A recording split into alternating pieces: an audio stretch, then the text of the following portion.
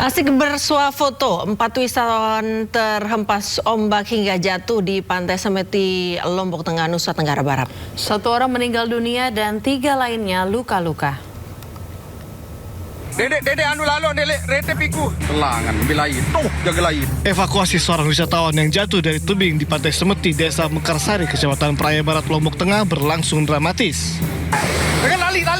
Warga dan nelayan harus ekstra hati-hati karena terjangan ombak yang datang tiba-tiba. Templo kan doang dia. Sabar. Wah. Korban wanita bernama Sabira baru bisa dievakuasi setelah jasadnya digiring ke laut jauh dari tebing. Sebelumnya, korban Sabira asal desa Sekotong, Lombok Barat, bersama 3 temannya tengah berwisata di Pantai Semeti. Saat bersuah foto, korban terhempas ombak yang datang tiba-tiba hingga jatuh ke laut. 3 temannya yang berusaha menolong terluka dan syok. Pukul 13.00, unit siaga SAR Mandalika menerima laporan dan selanjutnya tim rescue diberangkatkan menuju lokasi. Pada saat perjalanan, tim rescue menerima informasi dari pelapor bahwa korban telah berhasil ditemukan dan selanjutnya dievakuasi ke klinik Selong Medical Service Selong Blanang, Lombok Tengah. Jasad korban dan 3 korban luka kemudian dibawa ke klinik sebelum diserahkan ke pihak keluarga. Tim SAR mengimbau masyarakat dan wisatawan agar berhati-hati saat beraktivitas di kawasan tebing pantai, terutama saat berfoto guna menghindari kejadian serupa terulang.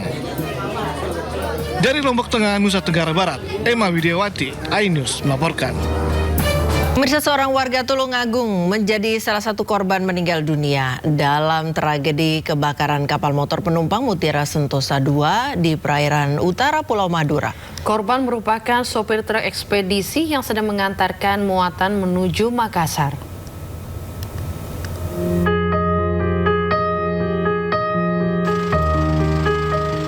Sari Sukoco, 39 tahun, warga desa Sidorejo, Kecamatan Kauman, Kabupaten Tulungagung, Jawa Timur, menjadi salah satu korban meninggal dunia dalam kebakaran KMP Mutiara Sentosa II. Jenazah korban tiba di rumah duka di Kecamatan Tulungagung pada Senin malam. Saat kejadian, korban sedang menjalankan pekerjaannya sebagai sopir truk ekspedisi menuju Makassar. Korban berangkat bersama rekannya Bambang Susilo, warga desa Sobontoro, Tulungagung. Saat kebakaran semakin membesar, ia mengajak korban untuk melompat ke laut, tetapi korban hanya mengangguk sambil tersenyum. Menurut Bambang yang telah 8 tahun bekerja bersama, korban dikenal sebagai sosok yang tenang dalam bekerja. Ia juga mengungkapkan bahwa almarhum sempat bercerita memiliki rencana menikah pada tahun 2026 ini. Lompat ke air, saya duluan, beliaunya saya ajak, cuma mengganggu aja. Saya bilangin, Mas ayo nanti aja. Terus saya inisiatif, Mas saya turun duluan. Beliaunya cuma mengganggu, senyum sambil mengganggu, terus saya lompat itu, Bang. Itu sudah pakai pelampung atau? Semuanya sudah pakai pelampung. Nah, orangnya beliaunya itu ya asik lah orangnya, santai aja gitu. Sempat ngobrol mau menikah kok? Iya, kita katanya bulan tahun-tahun inilah gitu. Setelah disemayamkan di rumah duka selama sekitar 30 menit, jenazah korban dibawa ke tempat pemakaman umum Desa Sidorejo untuk dikebumikan. Dari Tulungagung, Jawa Timur, Anang Agus Faisal, iNews melaporkan. Ya, Ayu dan pemirsa, kita ke informasi selanjutnya yang sudah kita bicarakan tadi di awal program ini mengenai konten tanpa izin. Menteri Komunikasi dan Digital Menkomdigi Mutia Hafid merespon terkait konten kreator yang merekam seseorang tanpa izin menggunakan kacamata pintar. Ya, selain itu, Komdigi juga soroti aplikasi yang menayangkan live streaming influencer Big Mo menampilkan promosi produk rokok elektronik melibatkan anak-anak. Tentang kasus vape yang ada di YouTube, ini kita sampaikan bahwa per kemarin kita sudah melayangkan surat peringatan kepada platform YouTube yang telah dengan nyata dan jelas tidak hanya melanggar aturan yang ada oleh negara di Indonesia, tapi juga melanggar community guidelines-nya mereka sendiri. Topik berikutnya adalah perekaman tanpa izin terhadap seorang perempuan. Ini juga kita mendapat banyak masukan, dan pada prinsipnya adalah kita perlu sekali mengingatkan bahwa ini pelanggaran terhadap Undang-Undang PDP yang pertama, dan yang kedua adalah pelanggaran terhadap etika. Jadi tidak boleh ada orang yang merekam tanpa izin, meskipun di ranah publik. Jadi sekali lagi penegakan hukumnya dari teman-teman kepolisian, dari kami adalah untuk mengingatkan bahwa di situ ada pelanggaran terhadap PDP, di situ ada juga pelanggaran terhadap etika, dan tentu dalam kerangka menjaga tidak hanya perempuan ya, tapi khususnya perempuan dan anak-anak dari kegiatan-kegiatan perekaman tanpa izin ini harus kita stop dan kita lakukan tindakan. Ya, sebelumnya pemirsa, rekam wajah seorang wanita tanpa izin menggunakan kacamata yang memiliki fitur video. Seorang konten kreator dihujat oleh netizen.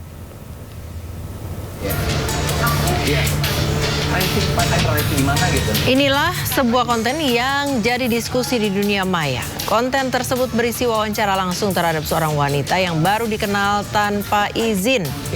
Dengan alasan public space, seorang kreator bernama Brian Ebem berkesimpulan dia bebas ngonten dengan siapapun.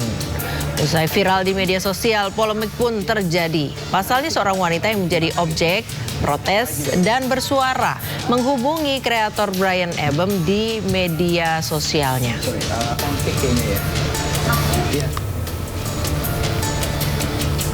Wanita tersebut protes dan meminta kreator untuk men-take down videonya karena mengupload video tanpa seizinnya. Alasannya karena video diupload tanpa persetujuan awal, tidak dijelaskan konten yang dibuat tentang apa, bagaimana, dan tidak diberitahu juga bahwa video tersebut direkam dengan kamera tersembunyi fitur kacamata. Akan tetapi permintaan wanita tersebut justru dijawab dengan permintaan sang kreator yang dianggap tidak masuk akal. Sang kreator menjawab, kalau mau take down boleh saja, tapi ada biaya kos yang perlu di-pay atas biaya produksi videonya. Setelah videonya viral di media sosial, konten kreator Brian Ebem yang mengunggah percakapan dengan wanita yang baru dikenalnya menggunakan kamera tersembunyi di kacamata. Akhirnya meminta maaf ke publik. Ini sedang ramai terjadinya kegaduhan. Sebelumnya saya ingin minta maaf atas semua kesalahan yang timbul dari kelakuan saya.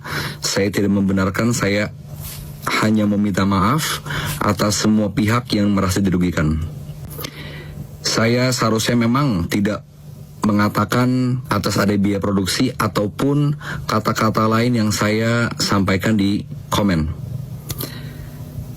Lagi-lagi saya hanya meminta maaf dan mengklarifikasi semua tuduhan, semua narasi yang beredar di sosial media. Kedepannya saya akan lebih hati-hati lagi dalam memposting video konten yang saya buat. Dikenal sebagai maklar kasus dan kawan dekat Febri Adriansyah, Kejagung meminta LPSK melindungi Ferry Yanto Hongki Riwang. Sementara menurut pengacara Don Rito, Ferry justru biang kerok penyebab Febri dan Don Rito tersandung kasus korupsi.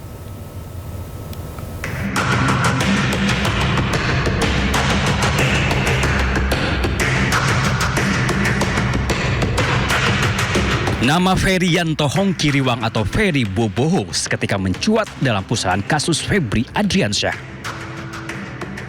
Ferry disebut sebagai saksi yang memiliki banyak informasi penting terkait kasus pencucian uang yang menjerat mantan Jampitsus itu. Tak heran jika tim 9 Kejagung menitipkan Ferry Boboho ke LPSK atau Lembaga Perlindungan Saksi dan Korban. Nah, untuk diketahui, untuk Ferry, untuk kepentingan penyidikan, kita berencana akan menitipkan kepada LPSK. Kami masih mendalami dan sementara untuk kepentingan penyidikan sebagai saksi dan untuk keamanan yang bersangkutan. Ferry Boboho disebut sebagai pemilik kafe The Clans, tempat ditemukannya brankas berisi 60 miliar rupiah. Ia juga dikenal sebagai orang dekat Febri Adriansyah dan Don Rito. Ferry bahkan disebut sebagai maklar kasus untuk banyak kasus yang ditangani oleh Febri Adriansyah. Namun belakangan Ferry justru disebut sebagai biang kerok penyebab dua temannya Febri Adriansyah dan Donrito terseret kasus pencucian uang. Memang ada kerjasama dengan Ferry Boboho. Waktu itu dia kan pemegang merek dagang restoran Perancis, kerjasama di situ. Kemudian bangkrut. Setelah bangkrut diambil alih full 100% Pak Idon, makanya diganti namanya menjadi Cafe The Clan Signature. Jadi Ferry Boboho sudah nggak ada hubungan dengan persoalan kafe. Biang kerok dia. Ferry Boboho itu biang kerok dia. Sebelumnya, tim 9 Kejagung memeriksa Ferry Hongkiriwang bersama 10 orang lainnya. Mereka diperiksa sebagai saksi kasus pencucian uang yang menjerat Febri Adriansyah. Dari semua saksi yang telah diperiksa, hanya Ferry Boboho yang dititipkan ke LPSK untuk dimintai perlindungan. Pertanyaan kemudian menyeruak, informasi penting apakah yang dimiliki oleh Ferry Boboho? Tim Liputan iNews melaporkan. Informasi pertama, pemirsa, kebakaran lahan di Savana, Bromo, Jawa Timur yang terjadi sejak Senin sore hingga kini belum berhasil dipadamkan. Akses wisata melalui beberapa pintu masuk Bromo ditutup sementara hingga waktu yang tidak ditentukan. Ini tambah banter ya. Kebakaran lahan yang terjadi di Blok Bantengan, Kabupaten Lumajang ini nampak dari kawasan Savana Bromo. Api diketahui membakar kawasan tersebut sejak Senin sore. Petugas gabungan dari Balai Besar Taman Nasional Bromo Tengger Semeru, TNBTS, BPBD Kabupaten Probolinggo, dan BPBD Provinsi Jawa Timur sempat memadamkan api agar tidak menjalar. Namun kondisi vegetasi yang kering karena musim kemarau membuat api terus menjalar. Hingga Selasa pagi, api masih membakar hingga merambat sampai ke Blok Watu Gede dan Bukit Teletabis. Info sementara titik api itu kan mulai dari pergerakannya dari wilayah Lumajang. Lumajang ya. Sekarang bergerak tadi pagi itu sebagian Bukit Teletabis sudah ada titik api juga. Kemungkinan mengalami pergerakan, tapi sebagian masih di wilayah Lumajang. Yang sebagian kecil yang mulai masuk di wilayah Probolinggo. Di Bukit. Imbas kebakaran ini, Balai Besar TNBTS menutup sementara kawasan wisata dari pintu masuk Malang dan Lumajang. Sedangkan dari pintu masuk Cemoro, Lawang, Probolinggo, dan Tosari, Pasuruan masih dibuka. Namun demikian, wisatawan dan warga dilarang mendekati kawasan yang terbakar di area savana. Sementara proses pemadaman api masih terus berlangsung. Dari Probolinggo, Jawa Timur, Hana Purwadi, iNews melaporkan. Pemirsa, kebakaran hutan dan lahan di Palangkaraya, Kalimantan Tengah terus meluas dan sulit dikendalikan.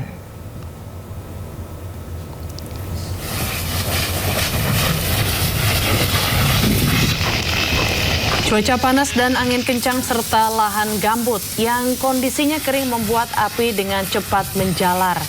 Petugas gabungan terus berupaya melakukan pemadaman untuk memadamkan api agar tidak meluas. Luasnya kebakaran hingga ratusan hektare serta cuaca panas ekstrim membuat petugas bekerja ekstra keras. Kondisi ini membuat 5 orang petugas dari tim Karhutla Dinas Kehutanan Kalimantan Tengah tumbang dan jatuh sakit mendapatkan penanganan dari petugas medis.